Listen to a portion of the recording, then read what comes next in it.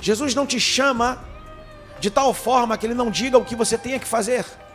Se você é alguém que não consegue entender e compreender o propósito de Deus, isso não significa que Deus não está falando, na verdade, você não está ouvindo. Eu vejo pais e mães orando para que seus filhos passem em provas. Eu vejo pais e filhos orando para que seus filhos alcancem grandes resultados. Eu vejo pais e filhos orando para que seus filhos não caiam em tentação. Mas eu vejo poucos pais e filhos orando para que seus filhos sejam enviados para serem os ceifeiros, para que nós deixemos de ser poucos.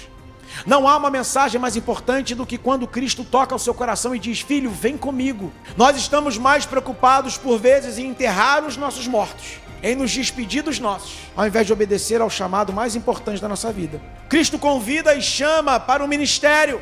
Você, pai, tem muita vivência com Deus, mas será que o seu filho pode dizer a mesma coisa? Ou será que os seus filhos estão vivendo de experiências que você tem?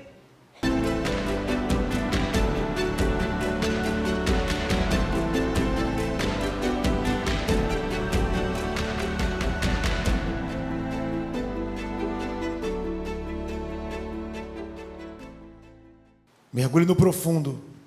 Mergulhe no profundo.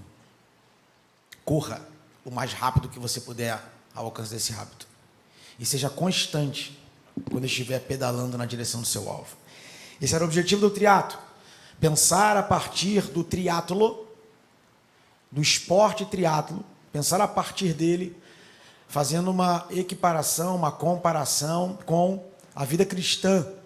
Quando nós precisamos mergulhar no profundo, na presença do Senhor, precisamos fazer isso rapidamente e precisamos ser constantes nessa busca. Esse foi nosso objetivo desde o início, esse continua sendo nosso objetivo hoje e continuará, em nome de Jesus, sendo nosso objetivo. Para que não seja apenas um congresso, não seja apenas um momento, mas que seja o continuar da vida de cada jovem, de cada adolescente aqui. Muito orgulhoso dessa caminhada, muito feliz, porque o Senhor tem falado conosco. O Senhor tem falado aos nossos corações. Isso é tempo especial, um momento de alegria. A Esther tem algumas coisas que vai passar ali, enquanto isso eu vou explicando. Esther, pode passar aí primeiro a primeira imagem? Antes da gente iniciar a mensagem propriamente dita. Não era bem essa não, né? Era aquela do triângulo. O pessoal fica me encarnando. Ah, ok. Triângulo. Eu gosto muito dessa forma geométrica, né? Ela mostra equilíbrio. E esse primeiro triângulo aqui, para que vocês possam entender como é que as coisas têm funcionado no nosso ministério. Conversão, missão e discipulado. A gente pensa em conversão, depois a gente pensa em discipulado, depois a gente pensa em discipulado, depois pensa em missão. A gente não consegue enviar para a missão alguém que não é discipulado, alguém que não se converteu. A gente não consegue discipular alguém que não tem o Espírito Santo. Senão a gente só muda comportamento. E a gente envia na missão. E aí isso gerou aquilo que é a base do nosso congresso. Permanecer, santificar e evangelismo, evangelizar. Tudo isso para quê? Vinculado com a proposta da igreja. Nós possamos frutificar, permanecendo, santificando e evangelizando. Que nós possamos frutificar, convertendo, discipulando e cumprindo a missão. Esse é o nosso objetivo do triatlo. E por isso um triatlo. São 3 movimentos para aquilo que é um cristão, formando a partir do triatlo o triatlo. Ok? Ficou claro? Bênção? Então amanhã, quando vocês começarem a pensar, já pensa logo no triatlo, já fica refletindo e pensando. Bem, eu estou fazendo aqui o movimento do triatlo no triatlo. Eu estou aqui fazendo a conversão, discipulado, missão, eu estou permanecendo, santificando e evangelizando. Essa é a reflexão que a gente quer gerar para vocês nesses dias. Abram suas Bíblias. Abram suas Bíblias em Lucas. Lucas, capítulo 10.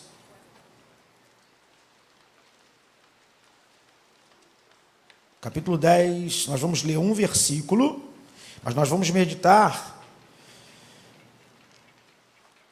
no capítulo 10, no versículo de 1 a 20. Nós vamos meditar e passar por esses textos aqui, refletir naquilo que o Senhor quer nos ensinar a partir desse texto. Antes de qualquer coisa, como eu fiz no culto dessa semana, né, o culto de ontem, você está com o seu celular aí? Antes de botar ele no modo avião, pega ele aqui na mão, só para eu dar uma olhada nele aqui. Pega o seu celular rapidinho. Isso, pega o seu celular, isso.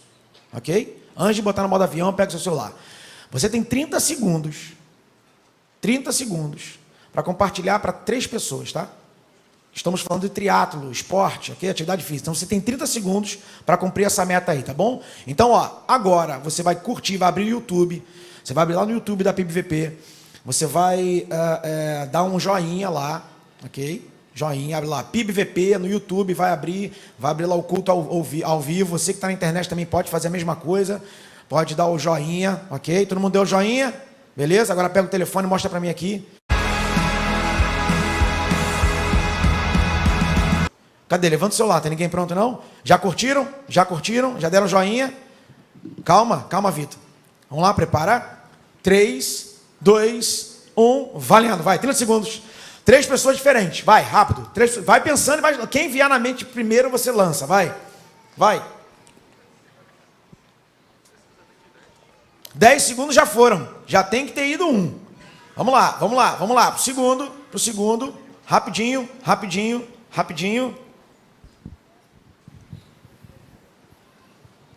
9, 10, agora mais um, o último. 7, 6, 5, 4, 3, 2, 1. Muito bom, parou. Isso aí. Esse é um hábito que a gente tem que adquirir. Demoramos 30 segundos, né? Você pode fazer isso muito mais rapidamente, mas quanto mais curtidas você der nas mídias da nossa igreja, mais pessoas vão ver e mais pessoas serão impactadas por aquilo que tem sido gerado nesse lugar. Então, fortaleça as mídias sociais da igreja, curta, compartilhe, dá um joinha em todas as mensagens lá, vai ser bênção e a gente vai poder impactar todos os confins da terra. Amém? Abrindo em Lucas, capítulo 10, versículo 20. Deu para perceber claramente que a minha voz está muito boa. Depois de 2 dias gritando, cantando, depois daí a gente tem o after lá em cima no 4º andar, cantina, bênção. Cantina não mandaram o cardápio não, mas depois vamos mandar o cardápio aí. O cardápio é fera, o cardápio arrebentou a boca do balão. Diz assim a palavra do Senhor, vamos lá. Versículo 20. Mas não se alegrem porque os espíritos impuros lhes obedecem. Alegrem-se, porque seus nomes estão registrados nos céus. Vamos orar? Senhor, em nome de Jesus, te louvamos e te engrandecemos, porque Tu és bom, Tu és um Deus que nos amou primeiro. Isso já é motivo para nós festejarmos, estarmos constantemente felizes e alegres, porque estava-nos reservado a morte eterna, mas o Senhor nos resgatou por alto preço, e nós somos gratos por isso. Ainda mais, Senhor Deus, o Senhor nos enche, o Senhor nos alcança, o Senhor nos abençoa. Por isso, Senhor Deus, nós somos mais do que felizes na Tua presença. Mas hoje, Senhor Deus, nós possamos entender plenamente para o que o Senhor tem nos chamado, que a gente possa entender, Pai, o privilégio de sermos Teus servos, sermos chamados de Teus servos, sermos chamados de Teus filhos. Obrigado, Senhor Deus, por isso. Fala aos nossos corações em nome e por amor de Jesus. Amém? E amém? Bem, texto maravilhoso, é um texto rico. É um texto que quando você se aproxima dele, você tem uma riqueza de detalhes, uma riqueza de informações. E é um texto que, apesar de ser um texto dito para aqueles 70, é um texto que também fala conosco, fala comigo e fala com você constantemente.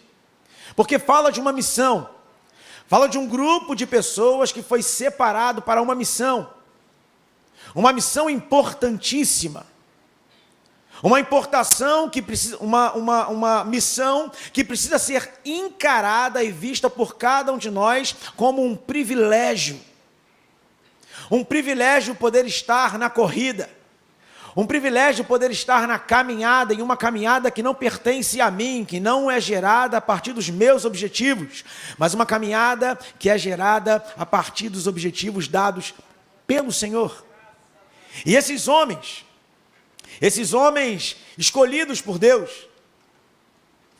são relatados aqui as maravilhas pelas quais eles foram enviados, para os desafios que eles foram enviados. E é um texto que, quando nós nos aproximamos, percebe-se claramente que ele tem algumas marcações. Tem coisas específicas nesse texto que nós precisamos aprender. Tem um princípio divino envolvido nesse texto, como toda a Bíblia. E a primeira coisa que eu preciso destacar para vocês nessa noite, falando sobre esse texto, é a escolha. Esse texto nos apresenta uma escolha. Mas que escolha é essa? Uma escolha de vidas. Escolhas de pessoas. É o momento em que Cristo, caminhando com os seus discípulos, não apenas os apóstolos, os 12, caminhando com uma multidão, e isso vai ficar claro na leitura do texto posteriormente, Jesus caminhando com esse povo, ele faz uma escolha. Como está na parte do capítulo 10, versículo 1, primeira parte, diz assim: depois disso, o Senhor escolheu outros 72 discípulos. Ele escolheu 72 pessoas. Algumas versões dizem 70, mas dependendo da versão, você vai encontrar 70 ou 72. E aqui eu preciso fazer uma apresentação, um contexto histórico. Os discípulos, eles eram escolhidos naquela época de uma maneira diferente. Não era como é hoje, por exemplo, na faculdade, que você pode escolher a faculdade que você vai fazer, em que você pode chegar lá, se matricular, faz uma prova, uma redação e você entra, escolhendo a faculdade. Não. Naquela época, as pessoas que seriam ensinadas, que seriam introduzidas nas leis, eles não escolhiam seus mestres, eles eram escolhidos pelos seus mestres. Então, por mais que eles quisessem ser discipulados e treinados por um professor, por um aio, o professor escolhia as pessoas. E é por isso aqui, esse é um diagnóstico do porquê aqueles homens que eram excluídos da sociedade, pessoas que não eram vistos com bons olhos, por isso que eles ficaram tão felizes em serem escolhidos por um mestre, Jesus. Por isso que os 12 apóstolos, que provavelmente iam viver uma vida afastados de certos conhecimentos, ficaram tão felizes quando Jesus os escolheu. Naquela época, a escolha era feita a partir de uma dinâmica diferente. E aqui, nesse momento, assim como aqueles 12, os 70 foram escolhidos. Jesus olhou para eles e disse: você.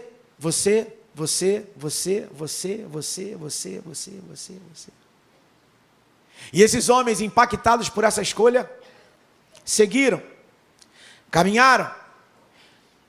Mas será que foi tão fácil assim? Será que foi tão simples para esses homens receberem essa oportunidade e aceitarem rapidamente? A primeira lição que eu preciso que você entenda nessa noite é que se você teve um encontro com Cristo, se você em algum momento da sua vida aceitou a Jesus como o único e suficiente Salvador de sua vida, você está numa posição privilegiada. Você foi chamado. Você foi chamado, mas você não foi chamado para viver uma vida comum. Você não foi chamado para viver uma vida igual à de todo mundo. Você hoje é considerado um diferenciado. E aqui eu não tenho nenhum pudor em dizer que sim, nós somos diferenciados. Esses homens foram homens escolhidos de forma diferenciada. A escolha passou.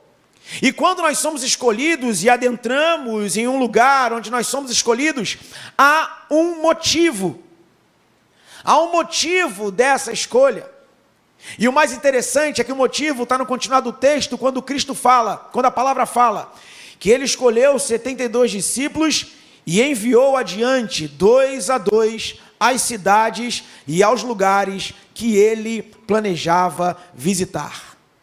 Ontem, quando estávamos no evangelismo, eu citei esse texto. E o que o texto quer nos ensinar é que você foi escolhido. Esses homens foram escolhidos. Para quê? Qual o motivo? Para que eles fossem à frente, anunciar o reino para a passagem do Cristo. Jesus enviou 72 homens, 2 a 2, para preparar o caminho. Diz o texto que Jesus enviou esses homens para preparar o lugar por onde ele iria passar. Jesus escolheu 72 homens que, com a mensagem diferenciada, estavam preparando os lugares por onde Jesus iria passar. Você, que aceitou a Jesus como o único e suficiente Salvador de sua vida, você foi separado para anunciar os lugares por onde Cristo há de passar. Você foi separado para, no lugar onde você estiver, para os passos que você der, preparar o lugar onde Cristo há de passar. E o questionamento que me fica nesse momento em que isso me traz, o questionamento é: como eu tenho preparado o caminho do Senhor? Será que eu posso ser olhado como aquele que dignamente, corretamente, tenho apresentado o caminho do Senhor? Porque assim como na figura de João Batista, que também preparou o caminho, esses somos nós. Voz do que clama no deserto, preparai o caminho do Senhor. Abram ali uma estrada reta para o nosso Deus passar. Todos os vales serão aplainados, e todos os morros e montes serão aterrados, e os terrenos cheios de altos e baixos ficarão planos, e as regiões montanhosas virarão planícies. Então o Senhor mostrará a sua glória, e toda a humanidade verá. O próprio Senhor Deus prometeu que vai fazer isso, como diz Isaías. E quem prepara o caminho para que isso aconteça? Quem prepara o ambiente? Quem dá os passos? Você foi chamado para isso. Lembrando que o Senhor não precisava de nós. Por isso é um privilégio sermos chamados de cristãos, pequenos cristos. Conformosos são os pés sobre os montes dos que anunciam as boas novas, que fazem ouvir a paz do que anuncia o bem, que faz ouvir a salvação do que diz a Sião: o teu Deus reina. Nós temos uma missão grandiosa, nós temos um chamado maravilhoso. Mas então Jesus, dentro do texto, além de escolher, além de dar ali aquela motivação, motivo da escolha, ele dá instruções. Jesus não te chama de tal forma que ele não diga o que você tenha que fazer. Se você é alguém que não consegue entender e compreender o propósito de Deus, isso não significa que Deus não está falando. Na verdade, você não está ouvindo. Você não está conseguindo compreender qual é o propósito de Deus para a sua vida. Olhando para esse texto fica muito claro. A própria Bíblia nos diz, no momento em que nós olhamos para ele, diz no versículo 2, estas foram suas instruções. A colheita é grande, mas os trabalhadores são poucos. Orem ao Senhor da colheita, peçam para que envie mais trabalhadores para seus campos. A primeira instrução que Cristo nos dá é: orem por mais trabalhadores. Orem por mais trabalhadores. E aí, trabalhando com jovens e adolescentes, eu preciso refletir, preciso pensar. Quanto pai de hoje, um adolescente com 13 anos e um pré-adolescente precoce, que quer estar no meio da galera maior do que ele. Eu preciso parar e refletir e pensar: será que eu estou orando a Deus para que Deus envie mais trabalhadores que estão lá? Ao invés de orar pelos meus filhos que estão aqui para que eles sejam aqueles que serão enviados. Cristo fala para os escolhidos: orem para que Deus envie mais trabalhadores, porque a seara ela é, e os ceifeiros são. Eu vejo pais e filhos, eu vejo pais e mães orando para que seus filhos passem em provas. Eu vejo pais e filhos orando para que seus filhos alcancem grandes resultados. Eu vejo pais e filhos orando para que seus filhos não caiam em tentação. Mas eu vejo poucos pais e filhos orando para que seus filhos sejam enviados para serem os ceifeiros, para que nós deixemos de ser poucos. Eu vejo pais preocupados porque os filhos passam muito tempo na igreja. Quisera eu poder, na minha adolescência, na minha juventude, ter ficado tanto tempo na igreja. Eu não teria experimentado metade das coisas que eu experimentei. Talvez você, quanto pai, quanto mãe, talvez, se tivesse vivenciado, talvez também não tivesse experimentado muitas dessas coisas. E aqui eu não falo que você tem que abandonar a sua vida estudantil, a sua vida profissional, não é disso que eu estou dizendo. É você não abrir mão de estar na presença do Senhor por nenhuma das coisas. Porque no momento em que nós deixamos de orar para que nossos filhos sejam missionários, pastores, homens e mulheres de Deus, nós deixamos de cumprir a instrução dada aos 70 que ainda hoje nos alcançam. Nós estamos tão preocupados em orar para que nossos filhos tenham bons empregos, ou que se livrem dos pecados, ao invés de prepará-los para enfrentar essas dificuldades. Eu estava uma vez ouvindo uma mensagem de um homem chamado T.D. Jakes. Ele tem lá a sua teologia meio diferentona, mas tem coisas que a gente pode, ouvir e reter o que é bom. E numa entrevista que ele estava tendo a partir de um livro que ele estava escrevendo, ele cita ali o caso de Samuel e Eli. E aí ele fala que Samuel, quando ouviu a voz de Deus, ele não sabia reconhecer Deus. Ele correu para onde? Para Eli. E ele foi, novamente.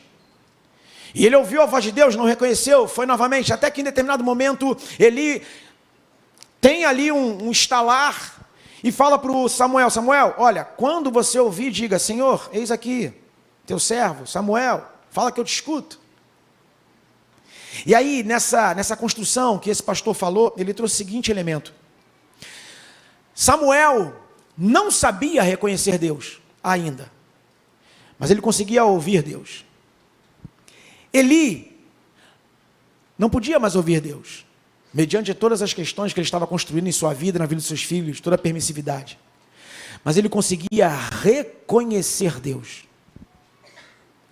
Quando ele falou isso, e eu parei para analisar o que é uma caminhada cristã junto a um filho, falando para pais nesse momento, você, pai, tem muita experiência com Deus. Você, pai, tem muita vivência com Deus. Mas será que o seu filho pode dizer a mesma coisa? Ou será que os seus filhos estão vivendo de experiências que você tem? Davi, desculpa, filho, contar essa história. Já baixou a cabeça. Meu filho, Davi, a gente, há um determinado tempo atrás, nós vimos para a igreja, e saía da escola, vinha direto, quando eu estava de carro. E aí, no desses dias, ele estava com fome, e aí eu falei, filho, ele falou, pai, eu quero comer esfirra de carne. Eu falei, filho, hoje não vai dar não. Hoje está chovendo, o tempo também nublado, a gente não vai comer esfirra não. E ele ficou triste, tal. Eu falei, papai deve ter um biscoitinho lá, vamos comer o biscoitinho. Ele entrou na sala lá, tristinho. Obviamente os adolescentes ainda não tinham esvaziado o pote de biscoito, porque eles esvaziam o pote de biscoito e a regra é, esvaziou, deixa um. O último, quem comer, enche o pote. O pote está vazio até hoje, não sei porquê. E aí Davi chegou lá, comeu o biscoitinho. Mas quando ele falou que queria uma esfirra de carne, lembre bem desse detalhe, eu falei assim, filho, ora. Eu, como um pai, assim, falei, ora, meio que no automático, né? Ora, filho, ora. Eu não sei se ele orou ou não. Só sei que 5 minutos depois, um dos seguranças entrou no meu gabinete, pastor, eu trouxe um negócio aqui para o seu filho. Um quadradinho assim do Habib's. Esfirra de carne. Cara, eu olhei aquilo, falei, meu Deus do céu. E ele todo feliz, deu um sorriso, já ia voar. Eu falei, ei, filho, calma. Você orou? Ele orou. Falei, cara, Deus respondeu a tua oração, cara. Vamos agradecer. Isso é uma constante. Essa semana mesmo aconteceu com Noah.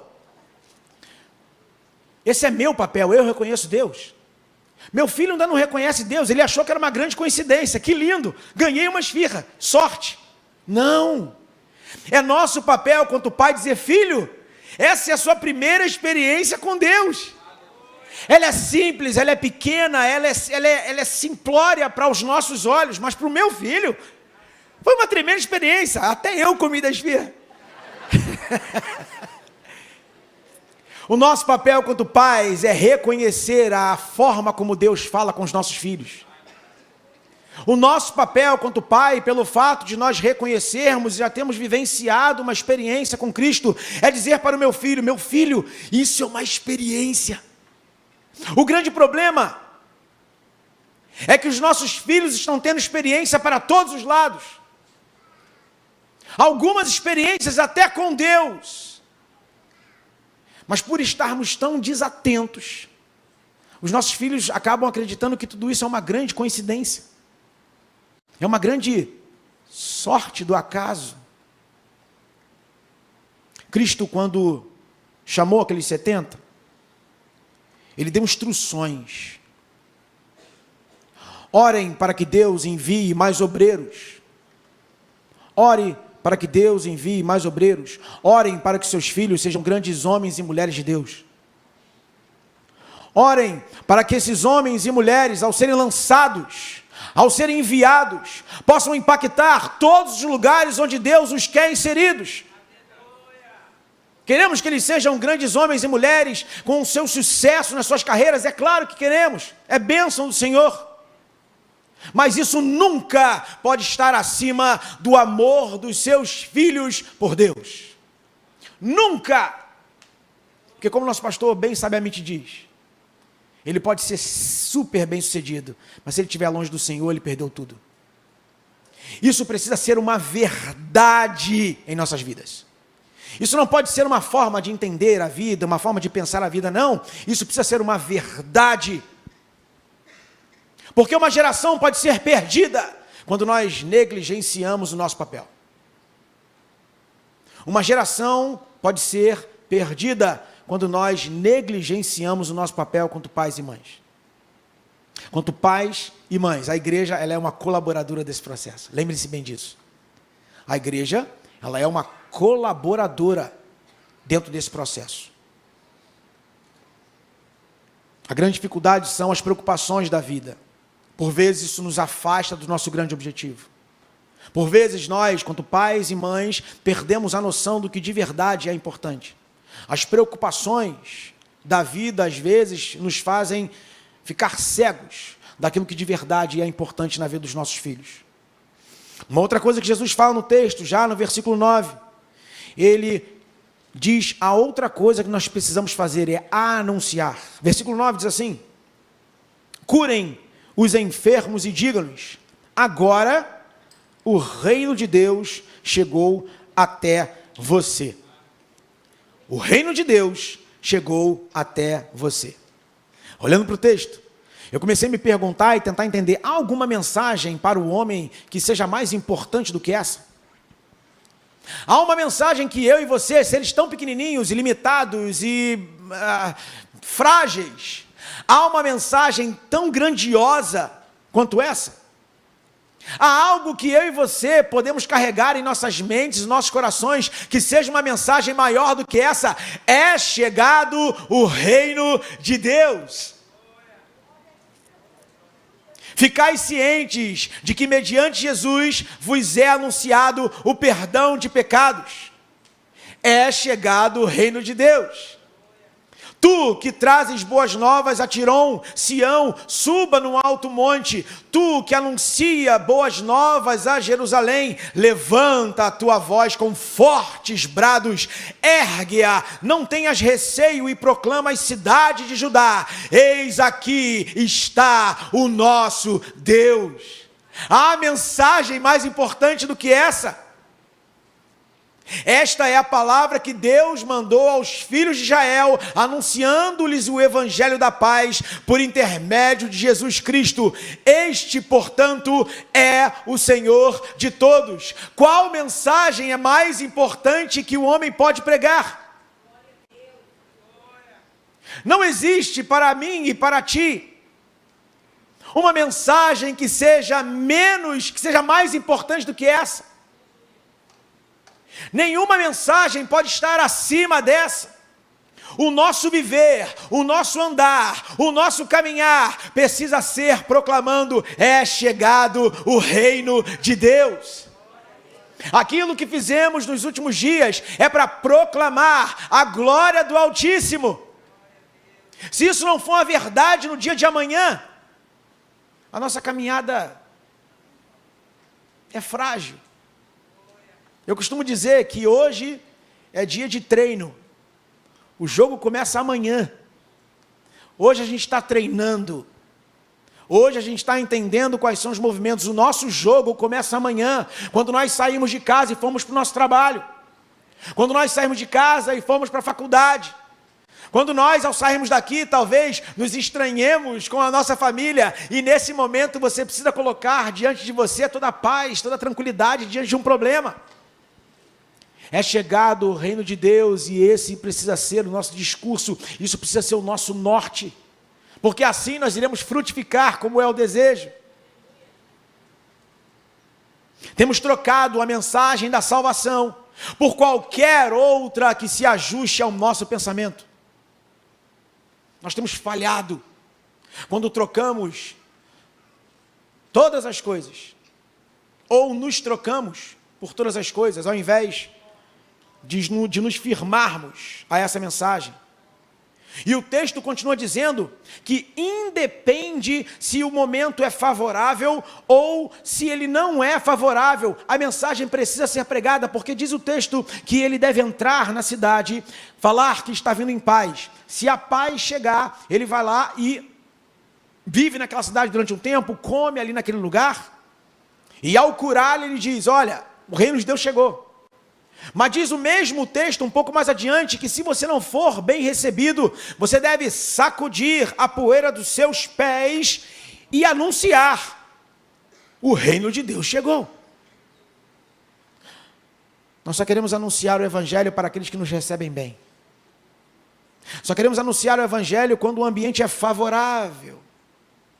Porque quando o ambiente é um pouco mais hostil, nós nos calamos.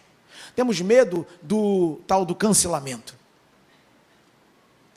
E vivemos uma vida acreditando que estamos fazendo de verdade a obra do Senhor. Acreditando de verdade que estamos alcançando aquilo que o Senhor nos chamou para fazer. Estando em tempo ou fora de tempo, anuncie o Senhor. Sendo um ambiente favorável ou sendo um ambiente hostil, anuncie o Senhor. Lembrem-se, nós fomos escolhidos, separados. E então, mais à frente, ele fala sobre preparando a escolha e a dependência. No capítulo 9, no versículo 57 a 62, Jesus chama outros antes dos 70. Jesus chama um e ele diz, deixa eu enterrar meu pai. E aí Jesus fala, não, deixa os mortos enterrarem os mortos. Logo à frente, o outro diz, deixa eu me despedir. Jesus fala, não, vem comigo.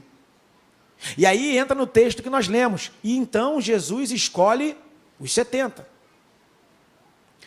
Aqui a gente percebe claramente que havia uma multidão ao lado de Cristo. Havia uma multidão que o seguia. Havia uma multidão que entendeu o discurso e entendeu o chamado, mas não estava disposto de abrir mão dos seus próprios planos para seguir a Cristo. Aquilo que o texto fala sobre aqueles que querem enterrar os mortos ou se despedir, o texto ali está dizendo, eles achavam que isso era o mais importante. E aqui fica claro e evidente, não há uma mensagem mais importante do que o chamamento do Evangelho. Não há uma mensagem mais importante do que quando Cristo toca o seu coração e diz, filho, vem comigo. Mas há pessoas que têm deixado o plano de Deus para trás, têm deixado o chamamento de Cristo, por causa de outras coisas que chegam diante de você, por causa dos seus próprios planos. Cristo convida e chama para o ministério. Agora eu não posso, eu tenho outra coisa para fazer. Cristo chama para que você vá àqueles que são carentes e necessitados de uma palavra. Agora eu não posso porque eu estou atrasado. Nós estamos mais preocupados por vezes em enterrar os nossos mortos, em nos despedir dos nossos, ao invés de obedecer ao chamado mais importante da nossa vida. E aqui eu começo a falar para aqueles que talvez nunca tenham tido um encontro com Cristo. Às vezes queremos nos aproximar de Cristo, mas não temos coragem de abrir mão daquilo que nos é satisfatório, entre muitas aspas. Uma vida de pecado, uma vida que traz um certo sabor, mas que transforma-se depois num sabor amargo, que te aprisiona. Mas ouvem o chamamento de Cristo, o Cristo como o Espírito Santo batendo a porta, mas preferem endurecer o coração ao invés de ouvir o chamado e dizer: eu quero essa vida. Não é abrir mão de coisas que você faz hoje. É um relacionamento com Cristo. Deixar de fazer o que você faz é uma consequência do seu amor e daquilo que Cristo vai fazer no seu coração, daquilo que o Espírito Santo vai fazer no seu coração. É a grande frase: venha como estás, mas não permaneça. Mas nós colocamos tantas barreiras. Só vou quando estiver preparado. Eu ainda não sou digno de aceitar a Jesus. Não, eu primeiro vou acertar toda a minha vida e depois eu vejo isso. O tempo da sua vida está na palma das suas mãos? Você tem o controle e o domínio sobre o dia de amanhã? A sua vida é como um vento, como uma névoa. E talvez nessa noite o Senhor esteja falando ao seu coração para que você tome uma decisão.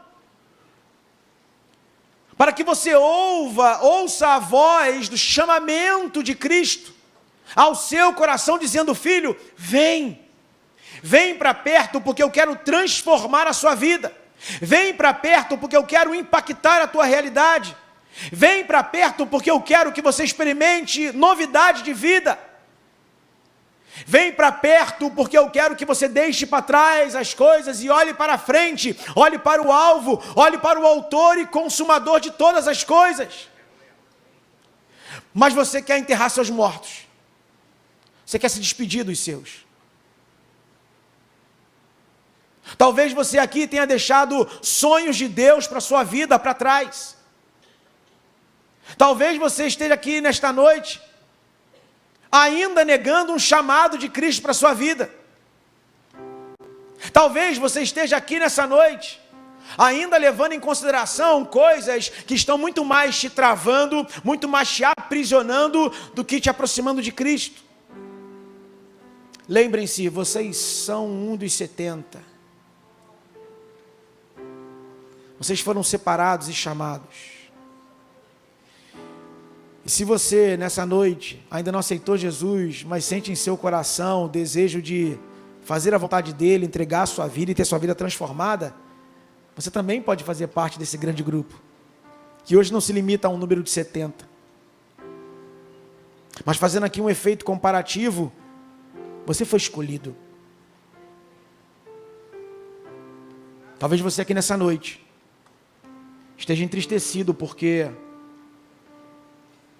não consegue mais olhar para a sua vida e reconhecer o caminho apontado por Deus para você. Talvez você tenha deixado tão lá para trás o chamado que Deus fez para a sua vida, que você hoje já não consegue mais enxergar nem pelo retrovisor. Talvez você aqui hoje esteja desejoso de sentir a presença desse Espírito Santo no seu coração, mas está tão preocupado com os seus mortos e com aqueles que você precisa se despedir, que talvez você não se decida.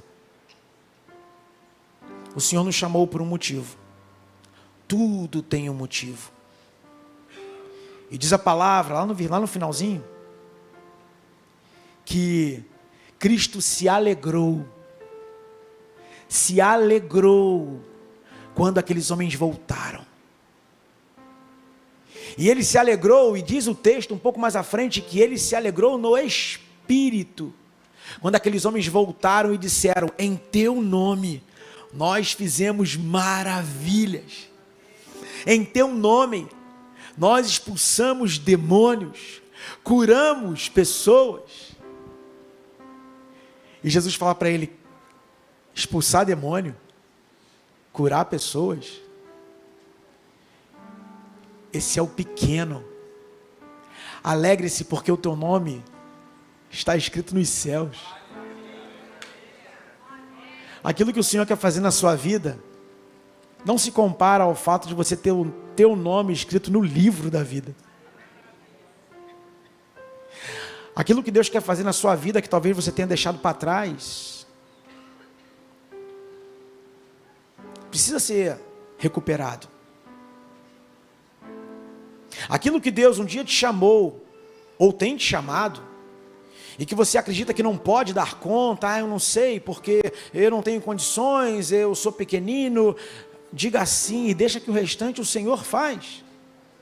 Porque o mesmo texto diz que Cristo falou para aqueles homens, vocês vão, não levem nada, não leva dinheiro, não leva roupa sobressalente, não leva sandália, não leva nada. Vai e fica no lugar onde eu vou te mandar, porque eu vou suprir tua necessidade.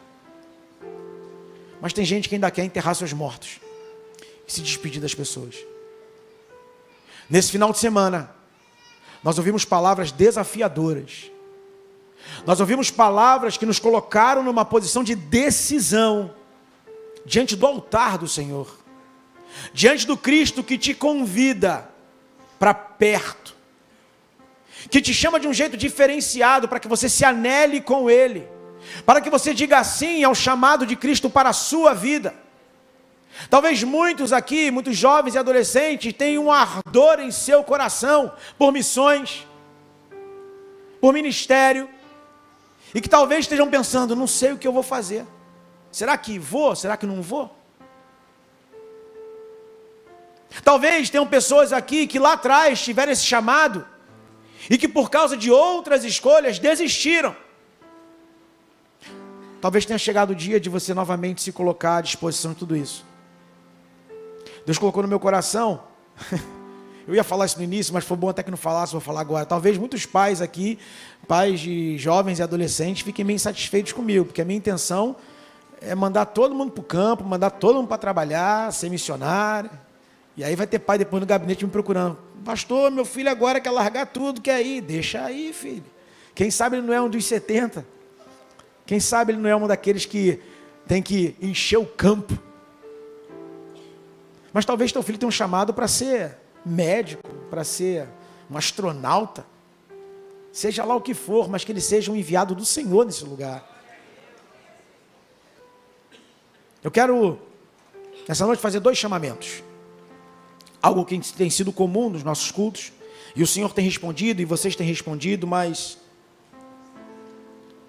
como eu falei, foi treino, hoje é que é o jogo. Quer dizer, amanhã que é o jogo, hoje é só treino. E eu quero fazer 2 chamamentos aqui. O primeiro chamamento é para você que não aceitou Jesus ainda. Para você que não teve o encontro ainda com Cristo.